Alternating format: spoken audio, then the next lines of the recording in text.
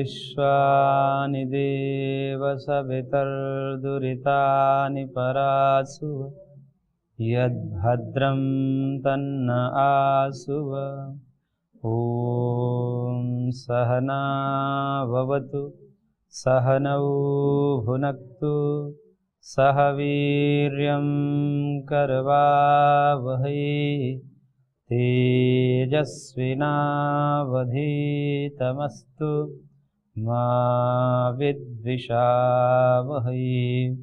ॐ कृष्णाय वासुदेवाय हरये परमात्मने प्रणतः क्लेशनाशाय गोविन्दाय नमो नमः। गोविन्दाय नमो नमः। ओम श्री परमात्मे नमः। श्रीमद् भगवद गीतामृतम पुरुषोत्तम योग नामक 15वें अध्याय पर हम चर्चा कर रहे थे, जिसमें श्लोक संख्या 7 पर हम विचार कर रहे थे। ममैवांशो जीवलोके जीवभूतः सनातनः मनसष्ठानि इंद्रियाणि प्रकृतिस्थानि कर्षति। कि यह जो जीव है, जीवलोक में जितने भी जीव हैं, ये सनातन हैं, नित्य हैं, सदा से हैं, अनादि हैं। इनकी कहीं उत्पत्ति नहीं होती, किसी काल में जीव की उत्पत्ति हुई हो ऐसा नहीं है, सदा से हैं। अजो नित्य शाश्वतो अयं पुराणो न हन्यते हन्यमाने शरीरे, जो विगत अध्यायों में भी आ चुका है। तो यह जो जीव है इसका जन्म नहीं होता, ये अनादि है, सनातन है, इसलिए नित्य है। और कह रहे हैं कि भगवान ये मेरा ही अंश है, क्योंकि पीछे के भी अध्यायों में ये आ चुका है कि भगवान की 2 प्रकृति है, एक परा प्रकृति और एक अपरा प्रकृति। तो परा प्रकृति में जो है ये जीव हैं, यह भगवान की परा प्रकृति यानी कि श्रेष्ठ प्रकृति है। प्रकृति अर्थात विभूति। और इन प्रकृतियों से युक्त होकर ही भगवान जगत के उत्पत्ति, पालन, संहार आदि करने में प्रवृत्त होते हैं। इन जीव और जो प्रकृति, जो माया शक्ति है, इनसे युक्त होकर ही परमात्मा जगत आदि रचना विषय कार्यों में प्रवृत्त होते हैं। इसलिए ये दोनों भगवान की विभूतियां हैं, जिसमें माया अपरा विभूति है, थोड़ी सी निकृष्ट विभूति है, क्योंकि वो त्रिगुणात्मिका होती है, सुख दुख मोहात्मिका होती है इस कारण से। और चेतन जो जीव हैं वह ज्ञानवान होने से भगवान की परा प्रकृति है, श्रेष्ठ विभूति है, यह विगत अध्याय में कहा। और यहां भी भगवान कह रहे हैं कि यह जीव जो है मेरे ही अंश है। और अंश होने के नाते जब अंश मेरे को प्राप्त कर लेता है, अंशी को प्राप्त कर लेता है, तो फिर उसका आवर्तन नहीं होता, वह जन्म मरण के संसरण से मुक्त हो जाता है। क्योंकि जब तक अंश अंशी से दूर है तब तक उसकी गति है। जैसे हमने कल उदाहरण दिया था कि जब तक जल की बूंद सागर से भिन्न है तब तक वो गति करेगा, और जब सागर में मिल जाएगा तो उसकी गति रुक जाती है। ऐसे ही परमात्मा का अंश जो जीव है, जब परमात्मा की प्राप्ति कर लेता है तो वह अब आवर्तन नहीं करता है। और वह परमात्मा साक्षात आत्मरूप हैं। आत्मेति उपगच्छन्ति ग्राह्यन्ति च ब्रह्मसूत्र के अनुसार वो सबके अंतर आत्मा है, परमात्मा है, सबके अंदर विद्यमान है, आत्मरूप हैं। इस कारण से आत्मरूप होने से उसको अलग नहीं किया जा सकता। जिस प्रकार से कहते हैं कि घट है और घट के अंदर एक आकाश है, उसको घटाकाश बोलते हैं, और एक बाहर आकाश है जिसे महाकाश बोलते हैं। तो घटाकाश, महाकाश, मठाकाश, मठ के अंदर जो आकाश है, खाली स्थान, रिक्त स्थान, उसको मठाकाश बोलते हैं। तो ये जितने भी घटाकाश, मठाकाश इत्यादि व्यवहृत हो रहे हैं, यह उपाधि के भेद से, आवरण के भेद से ही भेद हो रहा है। दीवार का आवरण है तो मठाकाश हो गया, उस घट के जो दीवार है मिट्टी के, उसके आवरण होने के कारण मठाकाश हो गया। और जैसे ये आवरण टूटता है घट को फोड़ दीजिए, मठ को फोड़ दीजिए, दीवारें हटा दीजिए, छत हटा दीजिए, तो वह जो घटाकाश मठाकाश जो है वह कहाँ मिल गया? तो बोले कि महाकाश में मिल गया।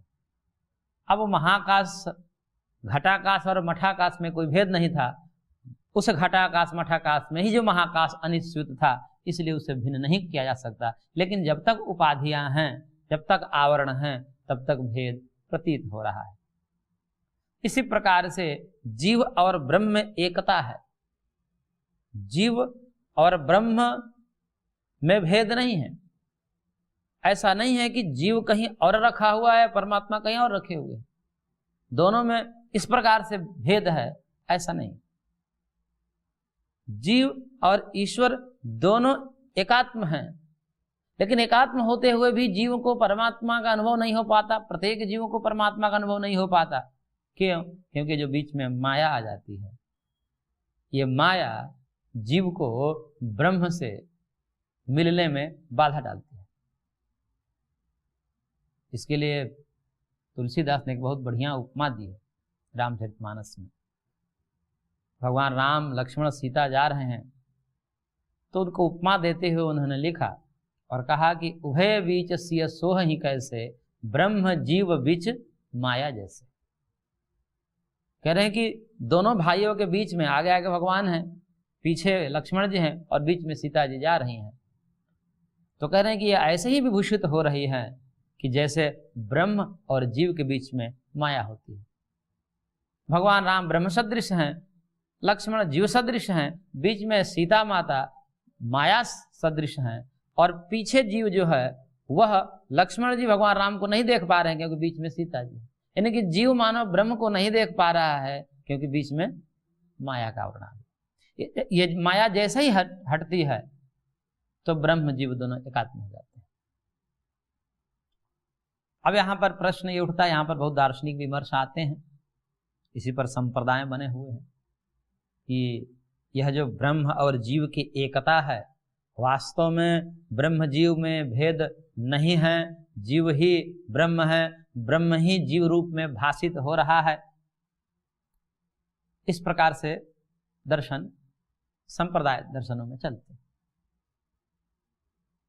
ब्रह्म सत्यम जगन मिथ्या जीवो ब्रह्मैव नापरः इत्यादि कथन अद्वैत वेदांतियों का यह है कि कहना का तात्पर्य उनका कि जीवो ब्रह्मैव, जीव ब्रह्म ही है, नापरः भिन्न नहीं है, और वो ईश्वर ही।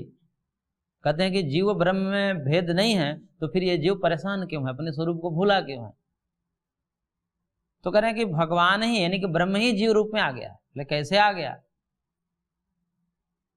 वह अपने स्वरूप को कैसे भूल गया? तो कह रहे हैं कि भगवान जब वह जो परब्रह्म परम चैतन्य है, वह परम चैतन्य जब अविद्या से युक्त होता है तो जीव रूप में भाषित होने लगता है। अब भगवान को भी अविद्या से ग्रसित बता दिए। अब देखिए कितनी बड़ी विडंबना है। महर्षि दयानंद ने इस पर पुरजोर खंडन करते हुए कहा, वहां दुख व्यक्त किया कि भाई भगवान को भी इन अद्वैती वेदांतियों ने क्या कर दिया कि अज्ञान से जोड़ दिया। जीव को अज्ञान होता है, ये तो ठीक है, जीव अज्ञान से युक्त होता है, परंतु ब्रह्म ही अज्ञान से युक्त होकर के जीव रूप में भाषित हो गया तो ब्रह्म अज्ञानी हो गया, ब्रह्म अज्ञानी हो गया। इसलिए ब्रह्म अज्ञानी तो हो नहीं सकता। क्लेश कर्म विपाकाशैरपरामृष्ट पुरुष विशेष ईश्वर। महर्षि पतंजलि कहते हैं कि ईश्वर वो है जो क्लेश कर्म विपाक आशय इनसे अपरामिष्ट अछूता है, निर्लिप्त है। क्लेश क्या है? अविद्या आदि पंच क्लेश हैं। अविद्या अस्मिता राग द्वेष अभिनिवेशाः पंच क्लेशाः। अविद्या से रहित है परमात्मा। लेकिन इन दर्शन संप्रदाय में अविद्या से युक्त भगवान को बता करके और फिर कहते हैं कि जीव ब्रह्म ही है, तो कहते हैं कि यह ठीक नहीं है कथन। जीव और ब्रह्म में एकता है, परंतु वह एकता एकदम स्वरूपतः एक है ऐसा नहीं है, एक जैसे है। अंश और अंशी में भेद भी होता है और अभेद भी होता है, दोनों होता है। अंश और अंशी में भेद भी होता है। यहां पर ऐसा वर्णन किया जाता है कि अंश का मतलब कि वही है बस उपाधि से, अंतःकरण आदि उपाधियों के कारण जीव रूप में भाषित होता है। जैसे तत्व ज्ञान होता है, अंतःकरण आदि ध्वस्त होते हैं, सूक्ष्म शरीर, स्थूल शरीर, कारण शरीर का नाश होता है, तो जैसा घटाकाश महाकाश में मिल जाता है, ऐसे जीव ब्रह्म में मिल जाता है। मिल जाने का मतलब कि वो एक ही हो गया, ब्रह्म रूप हो जाता है। तो ब्रह्म रूप का तात्पर्य ब्रह्म ही हो जाता है या ब्रह्म सदृश हो जाता है। इस विषय में यदि हम गीता के मत को देखें तो भगवान ने स्पष्ट ही पूर्व में कहा कि मम साधर्म्यम आगता है, इदम ज्ञान उपाश्रित्य मम साधर्म्यम आगता है। मम साधर्म्यम आगता है, मेरे साधर्म यानी कि मेरे जैसा हो जाता है, मैं ही नहीं हो जाता, यानी कि जीव मैं ही हो जाता है। तात्पर्य है कि जीव का अस्तित्व ही नष्ट हो जाएगा और ब्रह्म ही शेष रह जाएगा, ऐसा नहीं, मेरे जैसा हो जाता है। क्योंकि जिस प्रकार से बूंद सागर में जाकर के वो सागर रूप ही हो जाता है, यानी कि सागर जैसा ही हो जाता है, वो भी लवणमय हो जाता है, लवण घन हो जाता है। लेकिन क्या बूंद का अस्तित्व नष्ट हो गया? अभी भी भले ही अलग से दिखाई नहीं दे रहा है, क्योंकि व्यापक में व्याप्य की सत्ता जो है उस प्रकार से अलग नहीं दिखाई देती। तो सागर में प्रविष्ट हुई जो सारी नदियां हैं वो अलग से दिखाई नहीं देती, उसमें एकात्म हो जाती है। लेकिन क्या नदियों का जल उसमें है नहीं, नष्ट हो गया? नष्ट नहीं हो गया। अपितु जो नदियों के जल था और उनके जो रस थे, माधुर्य आदि, नदियों के रस क्या होते हैं, उनके जल का स्वाद क्या होगा? माधुर्य होगा, अव्यक्त मधुर। और वहां पर जाने के बाद वह अपने अव्यक्त मधुरता स्वरूप को छोड़ करके लवणमय हो जाती हैं सारी की सारी नदियां। इस कारण से कहा जाता है मानो वह सागर ही हो गई। सागर हो गई का मतलब सागर रूप हो गई, जल की बूंदें नष्ट थोड़ी हुई है।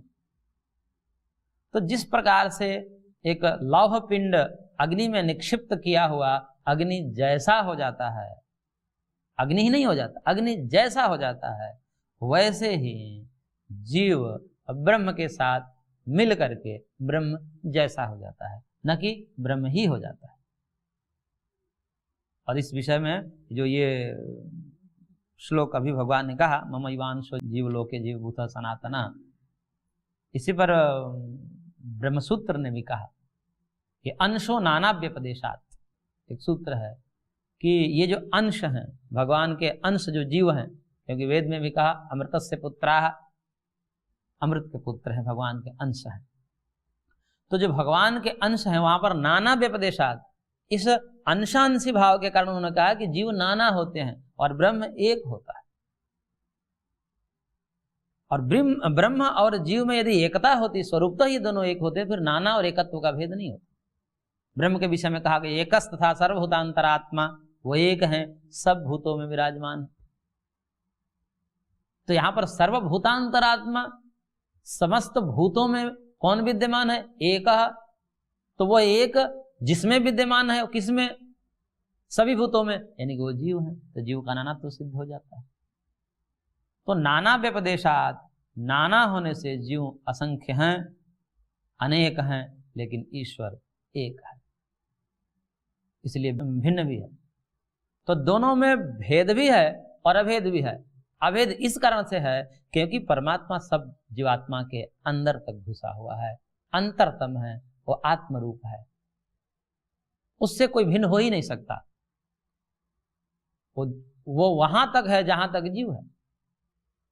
ऐसा कोई जगह नहीं है जहां पर परमात्मा नहीं है। तो जीवात्मा भी जिस देश में होगा, जिस काल में होगा, वहां पर भी परमात्मा का संपर्क होने से परमात्मा से भिन्न जीव हो नहीं सकता, इस रूप में अभिन्न है। परंतु स्वरूपतः जीव भिन्न है, क्योंकि परमात्मा सच्चिदानंद स्वरूप है, सद्रूप, चिद्रूप, आनंद रूप। ये दो प्रकार के ब्रह्म का स्वरूप निर्धारित किया जाता है वेदांत में, एक तटस्थ लक्षण और एक स्वरूप लक्षण। हमने प्रारंभ में ही इसका वर्णन किया था। तो स्वरूप लक्षण में कहा जाता है कि सच्चिदानंद स्वरूप परमात्मा, स्वरूप कहा जाता है, यानी कि उनका स्वरूप है सद्रूप, चिद्रूप, आनंद रूप।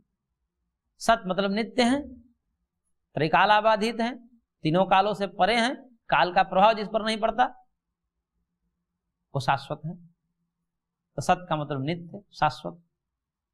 चित्त का मतलब चैतन्य, ज्ञान रूप हैं, वो अज्ञान से युक्त नहीं हो सकते, ज्ञान रूप है। और आनंद का मतलब दुख से रहित है, आनंद रूप है, सुखद स्वरूप है। लेकिन जीव जो है सद्रूप चिद्रूप तो है, आनंद रूप नहीं है। क्योंकि यदि जीव आनंद रूप होता तो फिर उसे ढूंढने की आवश्यकता नहीं होती है, आनंद अपने से भिन्न ढूंढने की आवश्यकता नहीं होती है। जैसे अग्नि को अपनी उष्णता को खोजने की आवश्यकता नहीं होती, वो तो उसका स्वरूप है। ऐसे ही जीव आनंद की प्राप्ति के लिए नाना स्थलों पर भटकता है, नाना विषयों में भटकता है, कहाँ मिल जाए कहाँ मिल जाए। और यदि वो ब्रह्मरूप ही होता, ईश्वर रूप ही होता, तो फिर उसे क्यों भटकने की आवश्यकता हो। अब फिर दूसरा प्रश्न ये आता है कि कहा जाता है, इसमें तो अनेक प्रमाण है, इसमें तो अनेक प्रमाण है, एक ही प्रमाण नहीं है। रसो वै सह रसो ही एवं अयम लब्ध्वा आनंदी भवति। वह भगवान जो है रस स्वरूप है, रस का मतलब आनंद स्वरूप है, और उस आनंद को ही पाकर के अयम रसो ही एव अयम, अयम अयम से किसको कहा गया, अयम जीव, ये जो जीव है लब्ध्वा यानी कुछ रस स्वरूप परमात्मा को प्राप्त करके आनंदी भवति, आनंदित हो जाता है। अब यहां पर प्राप्त करने वाला और प्राप्तव्य दो हैं। कौन किसको प्राप्त करता है, तो जीव आनंद स्वरूप ब्रह्म को प्राप्त करता है। तो इस प्रकार से जीव और ब्रह्म में भेद की प्रतीति हो जाती है। अन्यथा यदि जीव ही ब्रह्म ही जीव होता तो फिर अपने उपासना अपने से क्यों करता। यहां पर जीव ब्रह्म की उपासना करता है, तो दोनों के एकात्म होने पर ब्रह्म ब्रह्म की उपासना करने का प्रसंग आ जाएगा, और ब्रह्म ब्रह्म की उपासना का जब प्रसंग आ जाएगा तो इसमें कहते हैं कर्म कर्तृ विरोध हो जाएगा। कर्म कर्तृ विरोध का मतलब स्वयं से स्वयं जो एक ही कर्म ही भी हो और कर्ता भी हो, ऐसा संभव नहीं हो सकता। कर्म और कर्ता में भेद हो जाता है। जैसे गाय घास खाती है तो इसमें कर्ता क्या है, गाय कर्ता है, खाना क्रिया है, और क्या खा रही है, घास खा रही है, तो घास कर्म है। तो कर्ता गाय है और कर्म घास है, ये दोनों भिन्न भिन्न है। तो इस प्रकार से कर्म और कर्ता में भेद होने से ही क्रिया संपादित हो सकती है। गाय और घास में भेद होने से ही खाने रूपी क्रिया हो सकती है।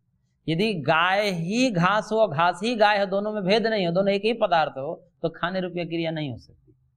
गाय घास नहीं, यदि गाय अपने आप को नहीं खा सकती, खाने रूपी क्रिया अपने से भिन्न कोई कर्म हो उसी में हो सकती है। ऐसे ही अयम लब्ध्वा आनंदी भवति, वो उसको प्राप्त करके आनंदित हो जाता है।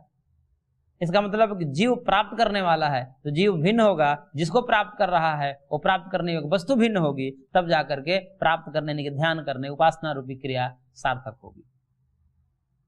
इसलिए दोनों में भेद होने से ही इन समस्त श्रुतियों का तात्पर्य है, वेद आदि शास्त्रों का तात्पर्य यही है कि जीव अलग है, ईश्वर अलग है, जीव उपासक है और परमात्मा उपास्य है, और उसको उपासना रूपी पद्धति से क्रिया से प्राप्त किया जाता है।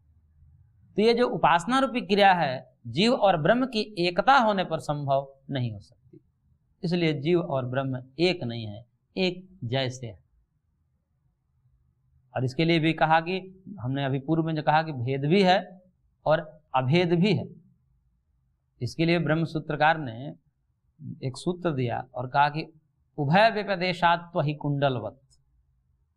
उभय व्यपदेशात का तात्पर्य है कि दोनों प्रकार से परमात्मा और जीवात्मा के विषय में कहा जाता है। यानी कि परमात्मा जीवात्मा का अभिन्न संबंध भी है, यानी कि दोनों अभिन्न भी है और भिन्न भी है। उभय व्यपदेशात मतलब दोनों प्रकार से उपदेश किया जाता है, व्यपदेश किया जाता है शास्त्रों में, कि भेद भी है अभेद भी है। उसके लिए एक उदाहरण दिया, अहि कुंडलवत। अहि मतलब सर्प होता है और कुंडल मतलब सर्प की कुंडली। जैसे कहा जाए कि सर्प और सर्प की कुंडली ये दोनों भिन्न है कि अभिन्न है। कुंडली से सर्प भिन्न है या अभिन्न है, तो इसमें कहेंगे दोनों प्रकार से है। जब वह कुंडल मारा है, गोलाकार कुंडल मारा है सर्प, तो उस समय सर्प और कुंडल में कोई भेद नहीं है। सर्प ही कुंडल है, कुंडल ही सर्प है, दोनों अभिन्न है। लेकिन जब लंबा है तो कुंडल भिन्न है, सर्प भिन्न है। उस समय सर्प कुंडल रूप नहीं है, तो भिन्न भी है और अभिन्न भी है। ऐसे जीव ब्रह्म से भिन्न भी है, अभिन्न भी है। जब वह समस्त प्रकार के जो अंतराय हैं, अंतराय ध्वस्तरना परः, जो महर्षि कपिल ने कहा, मुक्ति है अंतराय ध्वस्तरना परः, कि जब अंतराय का ध्वस्त, अंतराय का मतलब जितने बाधक हैं, स्थूल शरीर, सूक्ष्म शरीर, कारण शरीर, ये जितने भी बाधक हैं, अंतराय जब ध्वस्त हो जाते हैं तत्व ज्ञान के द्वारा, तो फिर वह एकात्म हो जाते हैं। यानी कि मोक्ष की स्थिति में जीवात्मा और परमात्मा का क्या हो जाता है? अभिन्नत्व हो जाता है दोनों, क्योंकि जो माया का आवरण था उसके स्वरूप को बोध नहीं कराने दे पा रही थी। परमात्मा का जो स्वरूप आनंद स्वरूप है, उस आनंद को माया रोक दे रही थी। और जैसे ही वो माया हटी, जीव ब्रह्म को प्राप्त कर लिया, एकात्म हो गया। तो वो एक जैसा, एकात्म का मतलब एक जैसा हो गया। और जब नहीं प्राप्त किया था तब तक भेद था, तब तक उसको आनंद को पता नहीं। तो इस प्रकार से दोनों प्रकार के कथन आते हैं, भेद भी है और अभेद भी है। तो ऐसे करके इस पर भी संप्रदाय बनाए जाते हैं, केवल शब्दों पर संप्रदाय बन जाते हैं। इतना ही है, मुख्य बात इतना ही है कि जीव अलग है और ब्रह्म अलग है। अब इसी को समझाने के लिए द्वैतवाद, विशिष्टाद्वैत, द्वैताद्वैत इत्यादि संप्रदाय चलते हैं, और सबका तात्पर्य वही होता है, बस एक शब्द भेद होता है। तो कहने का तात्पर्य है कि जीव भगवान का अंश है, क्योंकि समानता है। क्या समानता है? जो अभी हमने पूर्व में कहा कि जीव सद्रूप है, चिद्रूप है, और ब्रह्म भी सद्रूप है, चिद्रूप है, इसलिए दोनों में समानता है। तो इस प्रकार से सद्रूप और चिद्रूप के रूप में जीव और ब्रह्म में समानता है, इसलिए अभिन्न है। और आनंद रूप को लेकर के परमात्मा अलग है, इसलिए भिन्न भी है। जीव आनंद रूप नहीं है, क्योंकि वो आनंद की तलाश में भटकता है, खोजता है। तो इस प्रकार से इस श्लोक पर काफी विमर्श होता है। तो ममैवांशो जीव लोके जीवभूतः सनातनः, इसी पर तुलसीदास ने भी एक चौपाई लिखी है, ईश्वर अंश जीव अविनाशी, चेतन अमल सहज सुख राशि। कि ईश्वर का अंश है ये जीव, जो चेतन स्वरूप है और अमल है, यानी कि मल रहित है, उसमें दुख आदि का लेश नहीं है। वो तो अंतःकरण आदि से युक्त होकर के, मन बुद्धि इंद्रियों से युक्त होकर के उसमें मल आ जाते हैं। ये सारे मल जो होते हैं वो आत्मा के नहीं है, ये मन के मैल हैं, मन के मल हैं। इसलिए मन के मल जो है उपासना आदि पद्धतियों से, जप ध्यान भक्ति आदि से उसको धोया जा सकता है। लेकिन आत्मा स्वरूपतः अमल है, निर्मल है, चेतन अमल सहज सुख राशि, वो सुख स्वरूप है। क्योंकि जैसे ही अंतःकरण आदि ध्वस्त होते हैं, परमात्मा जीवात्मा का एकात्मता में देरी नहीं होती। तो इस प्रकार से वह सुख स्वरूप हो जाता है। सुख स्वरूप का तात्पर्य सुख ही नहीं हो जाता है, सुख से मिल करके, ये कहने की एक शैली है। जिस प्रकार से अग्नि में लौह पिंड को हम डाल देते हैं, तो अब अग्नि में जो निक्षिप्त लौह पिंड है उसको लोहा कह करके, और अग्नि लोहा के धर्म के जैसा व्यवहार नहीं होता, उसमें अग्नि जैसा व्यवहार होता है। जैसे तवे में अग्नि समाविष्ट हो गई, तब उस समय उस तवे का व्यवहार तवे जैसा नहीं होगा, अग्नि जैसा होगा। उसे डरेंगे, उसके ताप से डरेंगे, जैसे अग्नि से डरते हैं। उससे जलेंगे तो क्या कहेंगे? बोले, कहते हैं कि लोहा से जल गया, तवे से जल गया, चिमटा से जल गया, कड़ाही से जल गया, दूध से जल गया, तेल से जल गया। ऐसा कहने का क्या मतलब है? ये दूध, तेल, कड़ाही ये जलाने वाले पदार्थ हैं। जलाना किसका धर्म है? अग्नि का धर्म है जलाना। लेकिन अग्नि उसमें चूंकि एकात्म हो गई है, इसलिए उन पदार्थों को भी अग्नि जैसा कहना पड़ता है व्यवहार में। ऐसे ही जब जीव ब्रह्म के साथ एकात्म हो जाता है तो जीव संज्ञा गौण हो जाती है और ब्रह्म संज्ञा प्रधान हो जाती है। इसलिए कहा दिया जाता है चेतन अमल सहज सुख राशि, सुख राशि, यानी कि उस समय उसका जीवत्व गौण हो जाता है और ब्रह्मत्व प्रधान हो जाता है, जीवत्व उसका दब जाता है। इसलिए ऐसा कहा जाता है। जैसे ये जितने भी हम उदाहरण दिए कि दूध आदि से जल गया, तो दूध का जलाना स्वभाव है, जलाना तो अग्नि का स्वभाव है, लेकिन वो अग्नि उसमें समाविष्ट हो गई, समाविष्ट होने के कारण ऐसा कह दिया जाता है। ऐसे ही ब्रह्म और जीव की एकात्मता होने के कारण जीव को भी ब्रह्म रूप में कहीं कहीं शास्त्रों में कह दिया जाता है। लेकिन ऐसा नहीं समझना चाहिए कि वास्तव में ब्रह्म ही जीव है। बहुत सारे दोष आ जाएंगे। ब्रह्म में अविद्या आदि का संपर्क मानना पड़ेगा, फिर ब्रह्म को सुख दुख आदि का भोक्ता भी मानना पड़ेगा, पुण्य पाप आदि का कर्ता भी मानना पड़ेगा। बहुत सारे दोष होंगे जो कि शास्त्र विरुद्ध और युक्ति विरुद्ध बातें हैं। इसलिए जीव और ब्रह्म का एकत्व का खंडन समझना चाहिए। एकत्व किस रूप में है और भिन्नत्व किस रूप में है, उसका हमने विस्तार से व्याख्यान कर दिया। अब इसी श्लोक के जो उत्तर अंश है उसमें कहा कि मनः षष्ठानि इंद्रियाणि प्रकृति स्थानि कर्षति। जब जीव, अब यहां से आगे जो है जीव का उत्क्रमण का प्रसंग आएगा कि जीव इस शरीर से उत्क्रमण किस प्रकार से करता है। तो उसके लिए कहा कि यह जो भगवान का अंशभूत जो जीव है वह प्रकृति स्थानी मनः षष्ठानि इंद्रियाणि कर्षति। ये जो जीव प्रयाण काल में जब यहां से प्रयाण करता है, निकलता है मृत्यु के समय, तो कहते हैं कि प्रकृति स्थानी मनः षष्ठानि इंद्रियाणि, यानी कि मन जो है छठवां इंद्रिया है, 5 ज्ञान इंद्रिया हैं और 5 ज्ञान इंद्रियों में मन का स्थान कितने नंबर पर है? छठे।